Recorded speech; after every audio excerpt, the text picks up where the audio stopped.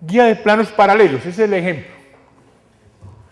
Está formada por dos láminas superconductoras, perfectamente conductoras, que son paralelas entre sí.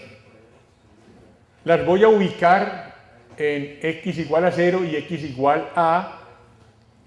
Entre ellas hay un dieléctrico, pudiera ser el aire, de parámetros epsilon y mu, pudieran ser E sub 0 mu sub 0. Quiero que se propague una onda entre esos planos en dirección del eje z. Y quiero averiguar cuál es el vector E, el vector H de esa propagación y las propiedades que ahora llamé de corte de esa guía. La geometría que representa, o el gráfico que representa esa guía sería así. Este par de líneas paralelas representan los planos perpendiculares a la hoja que ustedes ven proyectada. X igual a 0 acá, x igual a acá.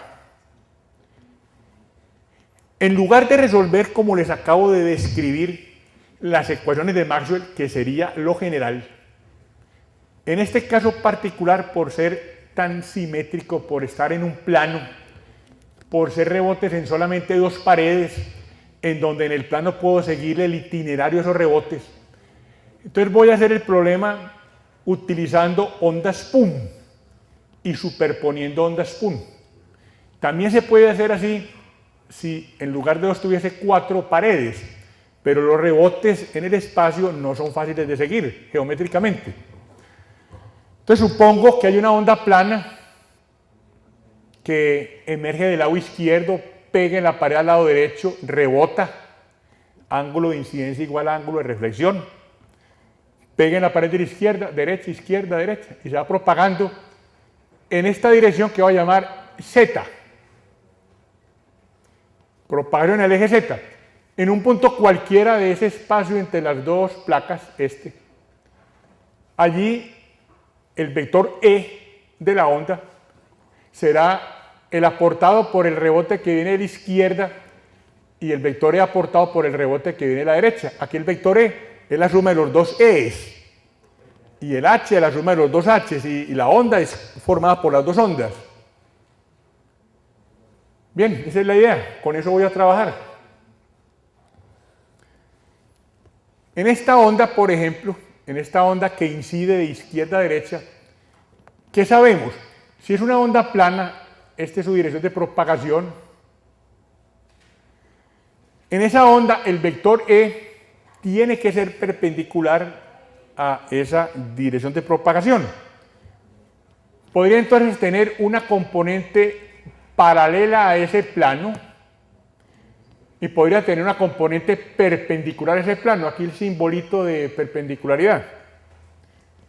En la onda que se mueve en esta dirección, el vector E podría tener una polarización elíptica, que el vector E tenga dos componentes entre sí, una en el plano, paralela a ese plano, y otra perpendicular a ese plano, las dos. Cada uno de esos E's tiene su compañero H. De esos dos, hay uno que en la onda compuesta, al sumar la E de esta onda con la que rebota, hay uno de estos dos que no tiene componente en dirección del eje Z. Es esta componente perpendicular al plano. En esta onda, la componente perpendicular al plano, más la que proviene del rebote, al sumar las dos, nos van a quedar en la dirección del eje Y que estoy definiendo aquí. Este es el eje X, este es el eje Z, entrando a la hoja, el eje Y. Al sumar las dos ondas, la que va de izquierda a derecha, derecha a izquierda, en un punto como este, el vector perpendicular a la hoja de ambas, al sumarlo, da en dirección del eje Y. El otro, el que está en este plano de esta onda más el de la otra, da un vector que tiene componente en esa dirección. El primero da lugar a lo que llamo modo TE. Al sumar esas dos ondas, de esa suma, al considerar exclusivamente la componente perpendicular a la hoja, estoy hablando de un modo TE, una onda que no tiene vector E en dirección del eje Z. La otra componente, el vector E, este vector E en esa dirección sí tiene componente en el eje Z, pero el H que lo acompaña, el H de este, es perpendicular a él, tiene dirección del eje Y. Entonces el vector E lo puedo decir dos componentes, una modo TE y otra modo TM. El modo TE corresponde a la componente perpendicular a la hoja y el modo TM a la componente que es paralela a la hoja. Dos modos. Para cada uno de ellos puedo hacer un cálculo igualito. Lo que ustedes van a ver lo voy a particularizar para el modo TE. Es decir, el vector E solo tiene componente Y. Pero exactamente lo mismo, las mismas ecuaciones, resultados diferentes. Para el otro modo. Una vez que tengo resueltos ambos modos, puesto que el vector E tiene las dos componentes en general, ambas están ahí, pues sumo las dos ondas, los vectores E de ambas, los vectores H de ambas, y tengo el total. Bueno, entonces voy a estudiar el modo TE. Voy a estudiar el vector E que es perpendicular a esta hoja. Lo voy a estudiar por medio de las ecuaciones que en la clase antepasada, al final, y en la clase pasada encontré para lo que los llamados modos o ecuaciones E y H de los trenes fundamentales, el tren típico lo llamé. Entonces, sería así. ¿Alguna pregunta de lo que llevo? Es interesante ver cómo, a partir de una teoría científica, unas ecuaciones, las de Max, una manipulación matemática rigurosa sobre ellas, voy a obtener funciones que dan lugar a una aplicación importantísima, la transmisión de energía por medio de guías de onda. En la clase siguiente o la semana entrante vamos a ver lo mismo, pero para una propagación no confinada en el espacio que da lugar a antenas. La ingeniería que sigue a partir de esa solución es una ingeniería moderna, para distinguir pues de la ingeniería del pasado. La ingeniería moderna se basa en la ciencia. Como hay que hacer aproximaciones, algunas muy rudas, el caso de los circuitos magnéticos, estas menos rudas, estas son bastante precisas, pues habrá que contrastar finalmente con el experimento. Es el que valida que una teoría esté funcionando bien. Una ingeniería moderna se basa en ecuaciones, se basa en la ciencia. Antes era empírico, hacer y ver, si no funciona, bueno, cambiemos la idea. Tomemos un punto como este entonces. El vector E en cada onda, llamemos incidente la que va de izquierda a derecha, reflejada la que va de derecha a izquierda. En ambas, el vector E solo tiene componente Y. Como la palabra incidente y la palabra reflejada se vuelve confusa, porque la que incide en el lado derecho y se vuelve reflejada, se vuelve incidente en el lado izquierdo y viceversa, no es claro entonces. Voy a distinguirla más bien con números. La que va de izquierda a derecha la llamo 1, de derecha a izquierda la llamo 2. El vector E en un punto como este es la suma de los E's de las dos ondas. Se propagan en una región, ese dieléctrico tiene valores mu épsilon, de modo que beta es omega raíz cuadrada de mu épsilon. Cada uno de esos trenes de onda, la 1 o la 2, son ondas PUM, plana, uniforme y monocromática. Entonces, para estas de la izquierda, su vector, el tren típico, es una cantidad desconocida, es 1, no la conozco, orientada en el eje Y. Y el exponente, recuerden que el exponente en general es producto punto de gamma por R. Pero como aquí no hay alfa, como la región entre las placas no es conductora, gamma se convierte en J beta. J beta. J beta de la onda 1 por el vector de posición. En la onda 2, la que rebota para allá, pues es un vector parecido a este, cambia pues aquí la amplitud, pero ambos tienen dirección del eje Y. Cambia de sub1 por el sub2. Se propaga en una dirección distinta, entonces por eso llamo el vector beta diferente, beta 2. Punto por el vector de posición. Vector de posición que voy a definir con respecto a un origen de coordenadas en cualquier punto de la placa de la izquierda, eje X, eje Z, entrando a la hoja eje Y. Entonces voy a encontrar esos tres vectores, beta 1, beta 2 y R. El vector de posición es X, Y y Z, tiene esas componentes en dirección del eje X, del eje Y y del eje Z, vector de posición. El vector beta 1 tiene que ver con este vector que va en esta dirección. Lo puedo escribir como, teniendo una componente en el eje X, tiene componente en esta dirección y tiene componente en esta, o sea, componente X y Z. El vector beta 2 se devuelve en aquella dirección, recordando que en la superficie perfectamente conductora la onda rebota igualita. Se invierte el movimiento, pero la onda reflejada es igual a la onda incidente, ángulo de incidencia, ángulo de reflexión iguales. Entonces, en esta dirección el beta en el eje X va a ser igual a este, de signo opuesto. Aquí escribo en principio los vectores beta, cada uno tiene componente X y Z, pero precisamente por la simetría, B sub 2Z y B sub 1Z son iguales, B sub 1X y B sub 2X cambian de signo.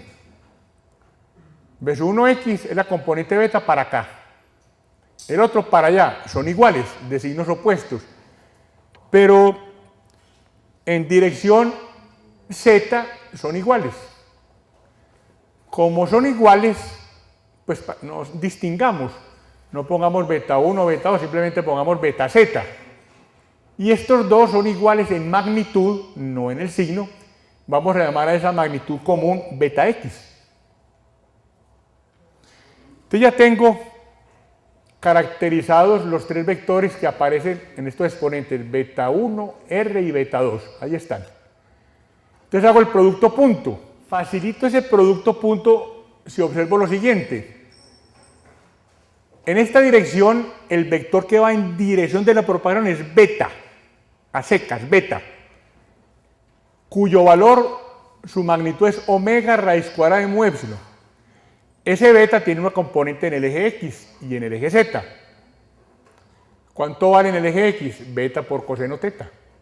Beta coseno teta. Y en el eje Z, beta seno teta. Ambos componentes de un vector cuya magnitud es esta. Entonces, tomando en cuenta estas ideas, voy a este producto punto. Producto punto de un vector que tiene estas dos componentes en X y Z, por un vector de posición que tiene componentes punto X, Y y Z. El producto punto entonces da X beta coseno teta. Producto punto de estas. Y beta seno teta. Eso lo pongo en el exponente. Multipliqué beta 1, que es este vector, donde beta 1x, beta 1z son estas dos cantidades. Y me da esta expresión. Hacer el producto queda x, beta 1x, y, beta 1z, veanlas ahí. Y recordamos pues que beta 1x es beta coseno teta y beta 1z es beta seno teta. Eso lo voy a utilizar enseguida.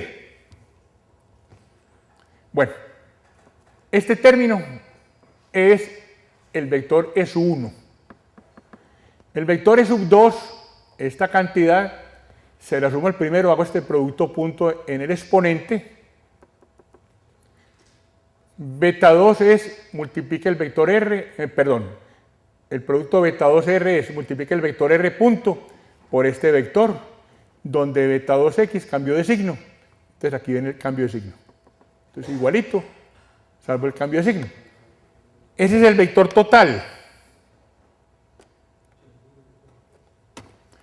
El vector total, la suma de los dos.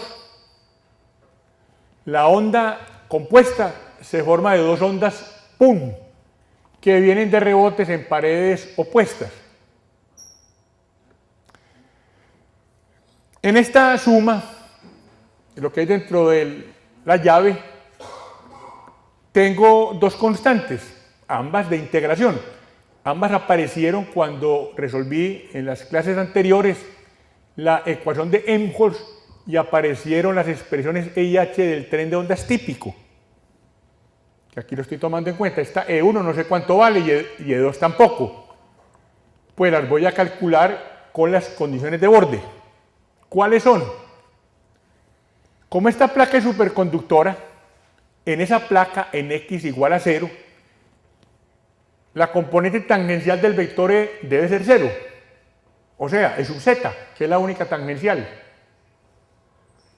Y en la placa de la derecha, lo mismo. En X igual a 0, en X igual a A, la componente z del vector total debe ser 0. Entonces, hagamos eso con la primera. Hago X igual a 0 en estos exponentes, esa suma debe dar 0.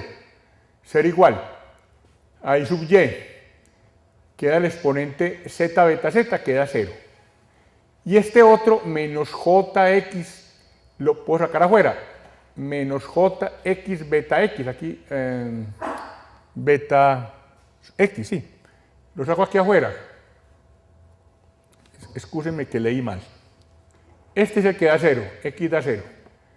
Z beta z por menos j lo pongo aquí afuera, porque es común a este término también. Aquí queda este 0, x es 0, y finalmente dentro de la llave queda que la constante E1 más la constante 2 complejas, esa suma da 0. Como da 0, pues E2 es igual a menos E1. Y al reemplazar en esta ecuación, pues E1 lo puedo sacar aquí afuera y queda la resta de los dos exponentes. Este exponencial menos esta.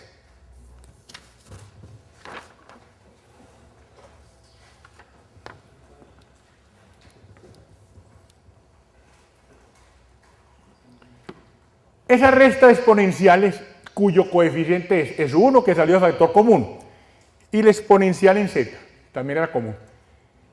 Esta resta de exponenciales imaginarias la observamos e identificamos como la función negativa seno de x. La función circular seno de x es e a la jx menos e a la menos jx sobre 2j. Aquí tengo los exponentes al revés. Es decir, menos seno de x quedan este tipo de exponentes. Ese cociente lo puedo escribir como el seno de x, beta x y el signo menos aquí al frente. Los dos términos que hay aquí, identifique lo que es una función seno. Es el seno del producto x, que es la variable, por beta sub x, signo menos al frente. Esa ecuación que tengo a la vista cumple la condición de borde de que en x igual a 0, e da 0. Hacemos x igual a 0 ahí y da 0. Pero hay otra condición de borde, en x igual a a también tiene que dar 0. Reemplazo en esta ecuación x por a.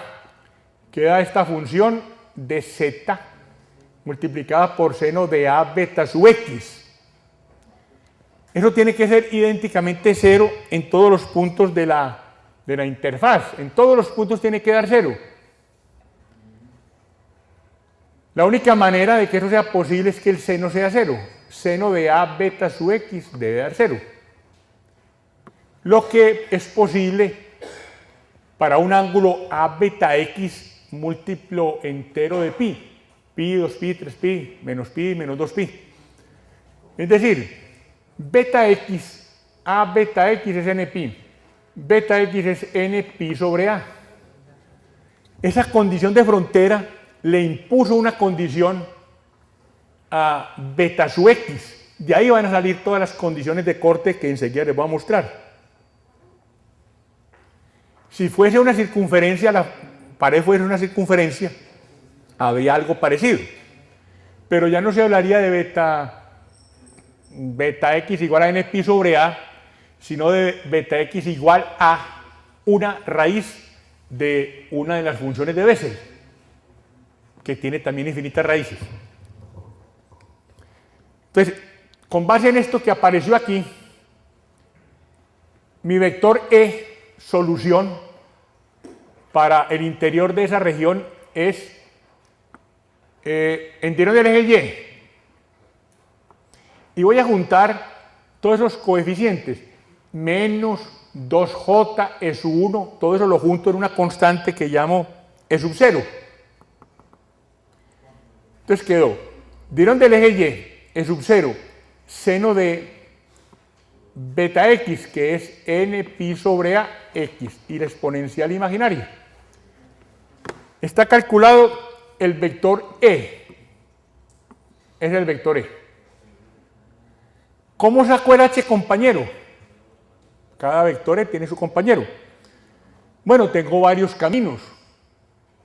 O puedo ir a las ecuaciones de los trenes típicos de onda que encontré en la clase pasada y sumo los dos h's, una forma. Pero tal vez la más cortica. Formas equivalentes dan las mismas respuestas, pero hay una más cortica, esta. Voy a la segunda ecuación de Maxwell fasor, en donde el h que corresponda a este E lo saco, dividiendo por menos j omega mu el rotacional de este E. E que no es único. Para cumplir la condición de borde en x igual a a, beta tiene infinitos valores, porque n puede tomar valores 1, 2, 3, 4, etc. n. Entonces pongo aquí el subíndice n, para indicar pues, que es uno entre muchos. Y el h que corresponde, que lo obtengo tomando el rotacional en coordenadas cartesianas de ese E, también le pongo el subíndice n. Las respuestas que estoy obteniendo, ese vector E y ese vector H, se llaman modos Tn sub n. Modos Te sub n. Ten. Porque n puede ser 1, 2, 3, 4, infinitos. Modos, cada uno tiene su E, cada uno tiene su H. Velocidad es de fase de la onda pum, 1 sobre raíz cuadrada de mu épsilon, que sería la velocidad de la luz en este material. Entonces, ya está resuelto el problema de cómo son E y H. Y encontramos la condición de corte básica. Ahora veamos las otras cantidades que fui mostrando de manera general al principio de la clase. Beta vector, volvamos a mirar de dónde vengo. Beta corresponde al vector de la onda pum que se mueve de izquierda a derecha, la 1 o la 2. Ese beta vector tiene componentes x y z en ambos casos. Ese vector beta, aquí vemos cómo escribir las componentes en términos del ángulo θ. Es decir, beta cuadrado es beta x al cuadrado más beta z al cuadrado. Ya lo conozco. Beta x, acabamos de averiguar que vale n pi sobre a. Entonces pongo ahí, reemplazo. Beta x por n pi sobre a. Beta z, pues eso tal cual. Beta es omega sobre velocidad de fase. Beta es la definición de beta es omega raíz cuadrada de mu épsilon, que también vale omega sobre velocidad de fase. Desde esta igualdad que observan ahí, despejo beta z. Esa beta z, que resolví cambiar el subíndice para indicar que era una propiedad de la guía, B sub g igual omega cuadrado sobre c cuadrado menos n cuadrado pi cuadrado sobre a cuadrado. Despejo de aquí beta z. ¿Habrá propagación? Si este corchete, lo que hay dentro del corchete es una cantidad positiva. Si es una cantidad negativa, la raíz cuadrada imaginario. Y en los exponentes donde está ese beta, beta z, se volverían reales, lo que implicaría atenuación. Y la onda se propagaría así, pero de manera atenuada, o sea, languidece, no es capaz de avanzar en dirección del eje z. Necesito que sea real, pues, este corchete. Necesito entonces que este término sea más grande que este. Omega mayor que n pi c sobre a. A esta fracción de la derecha la llamo frecuencia de corte del modo n. Para cada valor de n, 1, 2, 3, 4, tengo una frecuencia de corte. Se propaga una señal para una cierta frecuencia de corte cuando la frecuencia de corte es menor que la de la señal. Para que un cierto modo se propague, ese modo, un cierto modo tiene una cierta n, 1, 2, 3, 4. Para cada valor n hay una frecuencia de corte. Ese modo se propaga si la frecuencia de la señal que quiero que viaje por la onda, por la guía de onda, supera a esa frecuencia de corte. Modo fundamental, el modo que tenga la menor frecuencia de corte, por esta expresión, cuando n vale 1. Si n vale 1, pi c sobre a es la frecuencia del corte menor, ese es el modo fundamental. ¿Y cuál sigue? Cuando n vale 2. De modo que esta es la secuencia de las frecuencias de corte. La 1, la menor, la 2, la 3, la 4, etc. En ese orden van. El ancho de banda es el rango de frecuencias angulares en los que una señal se puede transmitir en el modo 1 exclusivamente. Se transmite en el nodo 1, o sea, se transmite. Y no se transmite en los demás modos. Para que eso sea verdad, necesito que la frecuencia de la señal que voy a meter por la guía sea superior a la del modo 1, entonces el modo 1 se transmite. Inferior a la del modo 2, lo que obliga a que el modo 2, 3, 4 no se transmitan. W1, la diferencia entre W2 y W1, ese es el ancho de frecuencias angulares donde garantizamos que una señal cogida del espacio se transmite. Entonces la guía se convierte en un filtro que permite pasar, no deja pasar las frecuencias inferiores a omega 1 y no deja pasar las frecuencias superiores a omega 2. Únicamente pasan las de esa banda de frecuencia, un pasabanda.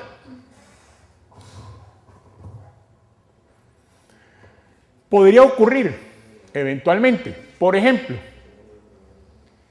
que la señal que tengo en el espacio, alguna señal en particular tiene su omega, que sea superior a la del modo 3, a la de corte del modo 3, y que sea inferior a la del modo 4.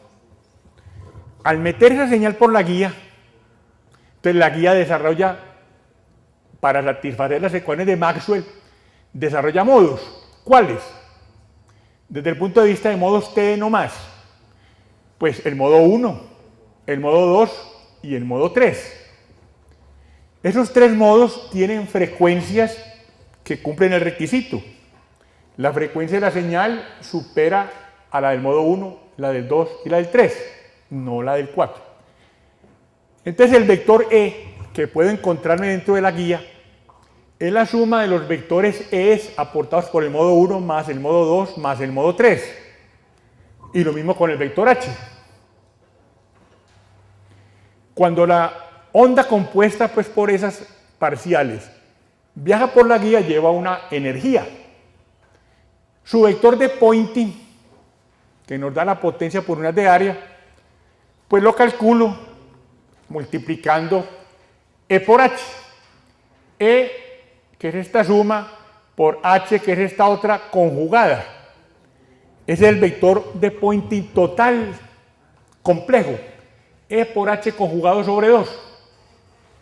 Cuando hago ese producto que ustedes observan ahí, van a dar 9 términos. E sub 1 cruz H1 conjugado, E sub 2 H2, E sub 3 H3, más términos combinados, E sub 1 H2, E sub 1 H3. Van a dar 9 términos. Entonces la potencia de vector de Poynting sería la suma de esos 9.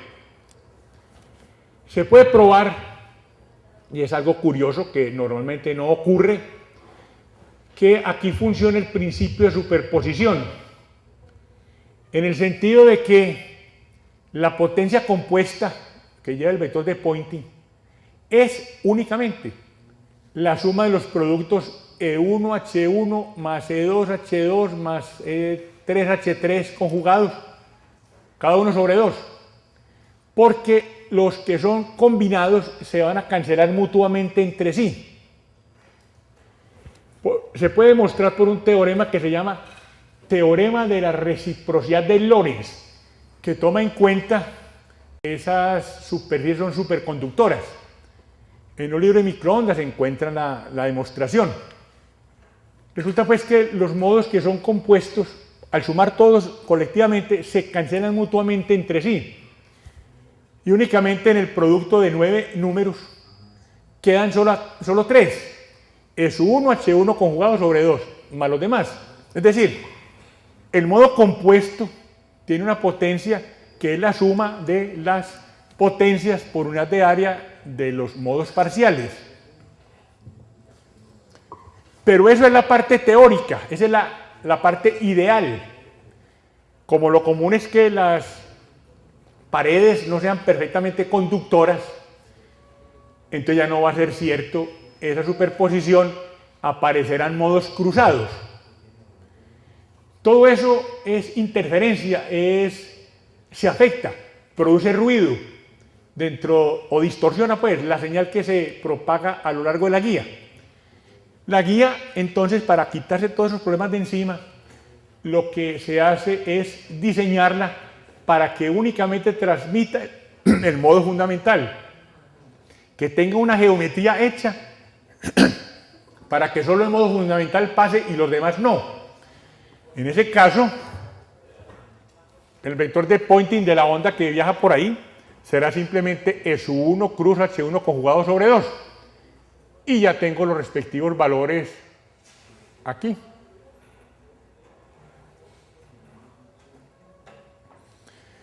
La velocidad de fase se obtiene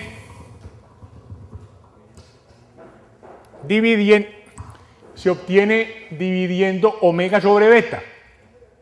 Omega, la onda se mueve en esta dirección. La onda pum, una onda individual. La velocidad de fase en esa onda es omega sobre beta. En este caso es la de la luz. Y en este caso también. Entonces, en la dirección de la propagación, la velocidad de fase que es c es omega sobre beta. Velocidad de fase omega sobre beta. Pero hay una componente en el eje X y hay una componente en el eje Y. La velocidad de fase en el eje X es omega sobre beta X. Y en el eje Z, corrijo, omega sobre beta Z. Esas son las componentes. Pero no son componentes de una verdadera velocidad. La cantidad que se está escribiendo así, en cada componente, omega sobre beta X, omega sobre beta Y, omega sobre beta Z, las tres componentes, al sumarlas al cuadrado, no dan la magnitud, que es omega sobre beta, como debería ser en un vector. Es decir, estas velocidades de fase no son una magnitud física primero y menos una magnitud vectorial. La suma de sus cuadrados no da una constante. Entonces, ¿qué es eso? Pues resulta del análisis de las ondas es una velocidad fantasmal. Nada se mueve a esa velocidad. Les pongo el siguiente ejemplo. Supongamos que este gráfico represente un avión que se está moviendo en esta dirección con una velocidad v y tengo el Sol. La sombra de este avión, digamos, cuando la cola está por aquí, está la sombra en este punto. Cuando el avión se mueve hasta este otro punto, a la velocidad v, su sombra se ha movido de aquí a aquí. La velocidad de la sombra es mayor, pero no es la velocidad del avión. La velocidad de fase es parecida. Cuando la onda se mueve de este punto a este punto, a la velocidad c, el frente de ondas respectivo se va propagando desde este punto a este. Este espacio fue recorrido en el mismo tiempo en que se recorrió este. Como este espacio es más largo, esa velocidad en esa dirección supera la de la luz. ¿Cuánto da? En el triángulo que ahí se forma, esta velocidad de fase aquí pues es c sobre coseno teta. Este segmento va a ser este dividido por coseno teta. O sea, esta velocidad es más grande que la de la luz. Lo mismo en el eje z, c sobre seno z. Dan más grandes que la de la luz. Pero no son velocidades de nada. La velocidad de una onda simple es esta. Y cuando es compuesta, cuando sumamos las dos, entonces hay una velocidad de fase que es omega sobre beta z. La onda compuesta se mueve en dirección del eje z. Entonces, omega sobre beta z. ¿Cuánto da beta z?